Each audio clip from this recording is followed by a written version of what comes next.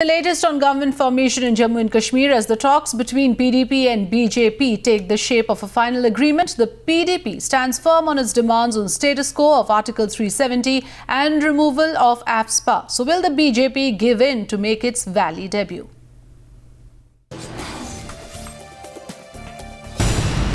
When Omar Abdullah tweeted this picture on Monday afternoon, reports were gathering steam on a possible BJP-PDP alliance in Kashmir.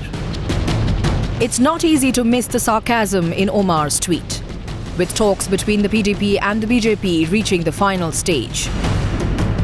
The last we heard was that BJP sought a written agreement from the PDP on the most contentious issues in the deal. PDP proposal includes status quo on Article 370, removal of Armed Force Special Power Act, reconciliation with Pakistan, and discussion with all the stakeholders, including Hurriyat. The two parties have to really find common ground on all issues and arrive at a common program. Peace has not become possible unless you have the neighboring country on board.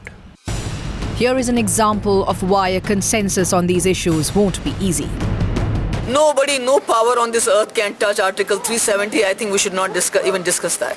क्या धारा 370 से यहाँ के सामान्य मानवी का भला हुआ है या नहीं हुआ है, इसकी चर्चा तो कम से कम करो. Teams headed by Ram Madhav from BJP and PDP's Haseeb Trabu are trying to iron out the differences, with the government formation still being a distant possibility. Perception which is going out is that to make a debut in J&K, BJP is softening its stand on Article 370, AFSPA and all those crucial issues, and this is sending out a mixed signal. With Pradeep Datta from J&K, Aishwarya Kapoor from Delhi for Times Now.